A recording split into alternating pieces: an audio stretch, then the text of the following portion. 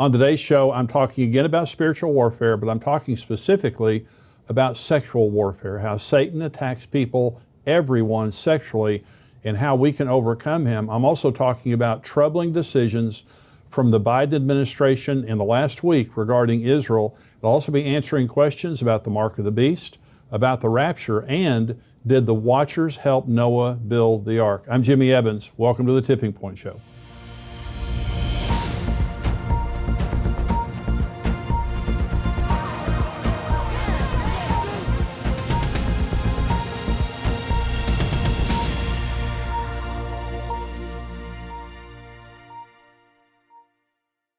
I'm glad that you tuned in today, and I want to talk about this issue of sexual warfare, helping you to understand since the very beginning how Satan has attacked humanity and how we can all overcome him, especially in the world that we're living in today. We can understand that the world is under sexual assault, and we as believers need to stand in this very evil day. Let me say, we do have a Vision Retreat guidebook. I mentioned it on the last show. If you're a married couple, or even if you're getting married, you need to have a vision retreat. We've been telling people for many years how to have vision retreats. This will help you through the entire process of having your vision retreat. And so if you're interested in this, you can go on visionretreat.com and you can put in the promo code VISION and you get $7 off. So this is something, if you're interested, it really will bless your marriage. Take it to the next level. So let me talk this issue of sexual warfare, about spiritual warfare sexually. Now, I've talked in the last program about Satan's secret weapon. Let me just remind you, Satan's secret weapon is stealth. In the Garden of Eden, Satan took the form of a serpent, and what makes serpents deadly is stealth. You don't know they're there. They sneak up on you. The devil does not want you to know that he's around. He wants to come in and do everything that he does in your life without your knowledge. He slithers in, does his work, and slithers out. And I use several examples. I use the example of anger. Ephesians 4 says, be angry, don't sin. Don't let the sun go down in your wrath, nor give foothold to the devil, diabolos, the slanderer. When you go to bed on anger, the devil slithers in. He slanders your spouse. He slanders your friends. He slanders your family to you. He slithers out, and now all of a sudden you've got all this stuff in your head that came from the devil and you don't even know it. I talked about fear. God has not given us a spirit of fear. A spirit of fear comes into our lives and wants us to believe that we are fearful, that this is our fear. And this is why people stay in bondage to fear, is because they don't realize this isn't my fear. This is actually the devil doing something in my life by stealth, okay? But let me give you another example, and this is sex. Now this is the Garden of Eden. Remember that Jesus in Luke 17, he said that when he came, it would be like the days of Noah and like the days of Lot. Well, in the days of Noah, in Genesis 6, it says the world was sexually corrupted and full of violence. In the days of Lot, of course, we know he lived in Sodom and Gomorrah, and there was rampant immorality in Sodom and Gomorrah. So sexual immorality is one of the major signs of the end times, and you can check that box. We live in the most sexually immoral world in the history of the world. There's never been a world like this with the worldwide pornography and all the other stuff that's going on. But let me go back to Genesis 3, and I want you to see now something very important in Scripture. We're talking about stealth, and we're talking about sexual attacks of the devil on human beings that are taking place all day long, every day, all over the world, and no one's immune from this, okay? But there's a way that you can overcome. Genesis 3. Now the serpent was more cunning, he was more crafty, he was more stealthy. The serpent was more cunning than any beast of the field which the Lord God had made. And he said to the woman, has God indeed said, you shall not eat from every tree of the garden? And I just want to remind you, the first thing that Satan ever said to man was, God's a liar. Has God really said this? Okay. And the woman said to the serpent, we may eat the fruit of the trees of the garden, but of the fruit of the tree which is in the midst of the garden, God has said, you shall not eat it, nor shall you touch it, lest you die. Then the serpent said to the woman, you will surely not die. God's a liar. He lied to you.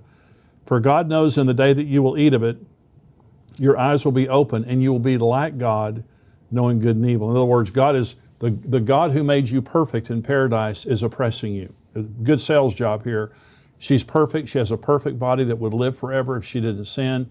And now all of a sudden Satan's accusing God of putting her and Adam down. So when the woman saw that the tree was good for food, and that it was pleasant to the eyes, and a tree desirable to make one wise, she took of its fruit and ate. She also gave her husband with her, and he ate. Then the eyes of both of them were opened, and they knew they were naked. And they sewed fig leaves together and made themselves coverings, and they heard the sound of the Lord God walking in the garden in the cool of the day.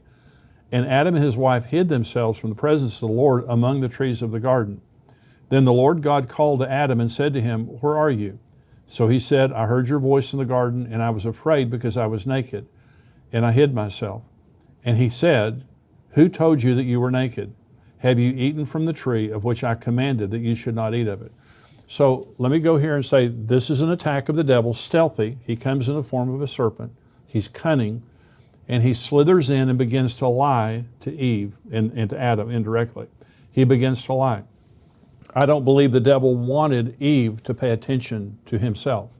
He wanted Eve to pay attention to the tree that God had forbidden them to eat from. Okay, it was the only prohibition that God had given them in all of life was you can't eat that tree over there. But the devil comes, calls God a liar. You can eat that tree if you want to. So they ate, and then they knew they were naked. Now in Genesis 2:25, it says that God made them naked. They were both naked, the man and his wife. They were not ashamed. God made us with a glorious sexuality, and God is not ashamed of it, and He didn't want us to be ashamed of it. But when Adam and Eve sinned, they became ashamed of their sexuality, and they began to hide their sexual parts with fig leaves, okay? Then God finds Adam. He says, "Adam, what is this that you've done?" And Adam said, "I was afraid. I was afraid of you, okay, because I was naked." And the Lord said, "Who told you that?" Now, something very important here. God never asks a question to get an answer. God is omniscient. He knows everything. And then He says to Adam, "Did you eat that fruit over there?" Okay, of course, God knew that they ate the fruit. When God asked Adam, "Who told you you were naked?" Let me say this another way. Adam, when you sinned, you rejected my word. Remember, this is the sword of the Spirit. This protects us from the devil.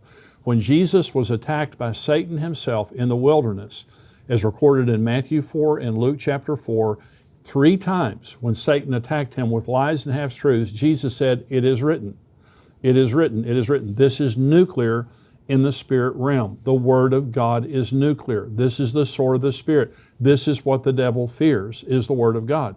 The very first thing that Satan did when he came into the garden was disarm Adam and Eve. He can't defeat you till he disarms you. He has to get the Word away from you. And when you reject the Word of God, you're absolutely defenseless against his lies. Here's an example. When they rejected God's Word, Satan spoke into their spirits without their knowledge. Adam didn't know. Adam did not know where this thought came from. He said, "I was ashamed because I was naked." And God said, "Who told you you're naked?" God's not asking a question to get an answer. What God's trying to say to Adam is, "Adam, when you rejected my Word, you opened your spirit up to that devil, that serpent over there, and he whispered into your soul that you're sexually defective." The very first thing that Satan did to a human being was attack their sexuality. And you say, well, why in the world would Satan attack their spirituality or their sexuality? Your sexuality is your game, set, and matched. I want to take you back now to Genesis 1. You say, what's the big deal about sex? Why is Satan so interested in sex? Let me read Genesis 1 to you. God said, "Let us make man in our image, according to our likeness. Let them have dominion over the fish of the sea, over the birds of the air, and over the cattle, and over the earth, and every creeping thing that creeps on the earth." So God created man in His own image. In the image of God, He created him. Male and female, He created them. Then God blessed them, and God said to them, "Be fruitful and multiply, fill the earth and subdue it, have dominion over the fish of the sea, over the birds of the air, and over every living thing that lives on the earth." Okay, so I want to take you to the big story of the Bible. Okay, now, many times we're reading the Bible and we get into the details of the Bible, which are all very important, but we forget the big story. Let me tell you the big story of the Bible. God wants a family. That's the story of the entire Bible. God wants a family. The only thing that God gets out of all of creation is a family for Himself. And God came in the Garden of Eden with a man and a woman, yoked together in marriage, and He said to them, "I want you to have sex. I want you to multiply. And I want you to fill the earth with people in my image." He made them in His image. Adam and Eve were image bearers of God to their children. And God made them to procreate and to fill the earth and to subdue it. That is what God wanted. You say, well, Jimmy, how do you know that all God wants is a family? Because that's all He gets at the end of human history. The Bible matches Genesis is a book where God was living in paradise with Adam and Eve, okay, to start a family. In Revelation 21 and 22, God is in paradise, the Father's house, the New Jerusalem, living with His family for all of eternity. That's all God gets. Out of all the heartache, out of everything that God has gone through in all of eternity, okay, in all of human history, the only thing He wants is a family for Himself in His image, a righteous family in His image. Let me tell you how I know that God wants a family. Because even after the fall, He sent His only begotten Son to redeem mankind. Romans 8 says, we have received now the spirit of adoption by which we cry out, Abba, Father, Daddy, God. We have been adopted through Jesus Christ and through His blood. We have been adopted now into the family of God, and we will be a part of that family forever. God wants a family so much, He was willing to give the life of His only begotten Son to get that family. That's all God gets. And so in Genesis chapter 1, God says to Adam and Eve, you're made in my image. Your image bears now to your children, and I want you to fill the earth with a family for me. Okay? Enter Satan. Genesis chapter 3. He knows now that human sexuality is the key to God's dream being fulfilled. Human sexuality is going to fill the earth with righteous people made in the image of God that will be a family for God. But I want to remind you of something else. Isaiah 14 and Ezekiel 28 both tell the story of Lucifer. Lucifer was a covering cherub. He was a worship leader in heaven. And he became jealous of God. And he said, I will be like God. I will set my throne above His throne in the recesses of the north. I will do this. And he begins to exalt himself. And then God rejected him and threw him away. But He took a third of the angels in heaven with Him. He was so glorious and so powerful. He took a third of the angels with Him. Satan is on a warfare front with God because Satan also wants a family in his image. He hates marriage because marriage causes us to act like God. Marriage causes us to be faithful and to be sexually pure and to be selfless and to be servants. Marriage yokes people together to have children that they stay together and raise, so those are righteous children that they can teach them about God and they grow up and serve God. Not that every married couple does that, but that was the purpose of marriage in the very beginning. Satan hates marriage. He hates human sexuality the way that God designed it. But so what Satan began to do in Genesis 3 is he came and corrupted Adam and Eve sexually.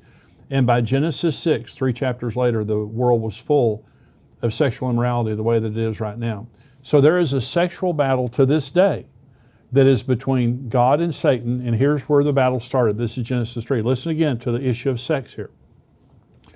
The Lord God said to the serpent, because you have done this, you are cursed more than all cattle, more than any beast of the field. On your belly you shall go, and you shall eat dust all the days of your life. And I will put enmity between you and the woman, listen, and between your seed and her seed. He shall bruise your head, and you shall bruise, he shall bruise your head, and you shall bruise his heel. There's a seed war. From the very beginning, God is saying here, your seed is going to bruise his heel, but he's going to crush your head. This is, of course, talking about Jesus, the ultimate seed. And see, when you talk about the giants, it says in Genesis 6, where it says the world was full of immorality and corruption, it says the giants were in the world at that time and afterwards also. Before and after the flood, the word giant there is the word Nephilim. It means fallen ones, the fallen angels.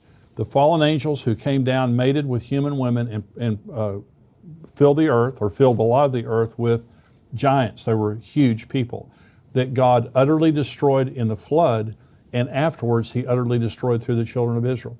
God absolutely hated the giants. You say, why did God hate the giants? Because it was a corrupted seed. It was fallen angels that came down and mated with human women. But Jesus Christ came, and see, the ultimate purpose of all of that was to keep a Messiah from coming. See, it says that Noah was righteous in his generation. It says Noah found grace in the eyes of the Lord, but he was perfect in his generations. The word perfect there means genetically perfect. Noah and his family had not been spoiled. The seed of Noah was still a righteous seed from the bloodline of Adam, not the bloodline of the fallen angels. And so God destroyed all the fallen angels through Noah and his family, populated the earth again, and then here comes the seed war again. Jesus crushed the head of Satan. He came as the Messiah. And both Matthew and Luke both give us the genealogies of Jesus all the way back to Adam, in one case there. And so we see the genealogy of Jesus all the way from Adam, an unpolluted bloodline.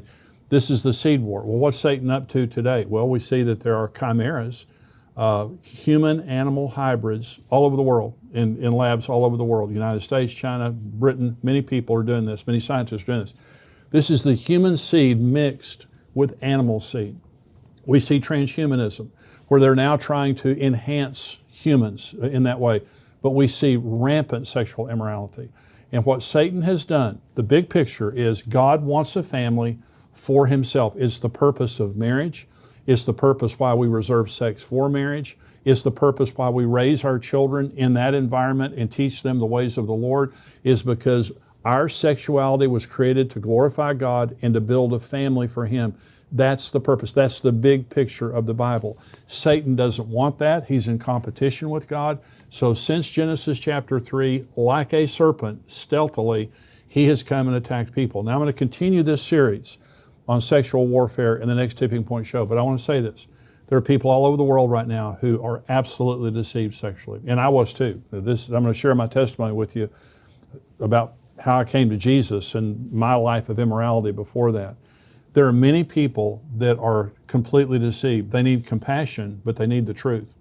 And I'm going to talk to you about how we can confront compassionately, but courageously, we can confront the lies of our society, and that we can stand for Jesus in this fallen world and at the same time reach people who are sexually deceived. When someone tells me, they say, well, I'm a man in a woman's body or woman in a man's body, or I'm born this way, whatever.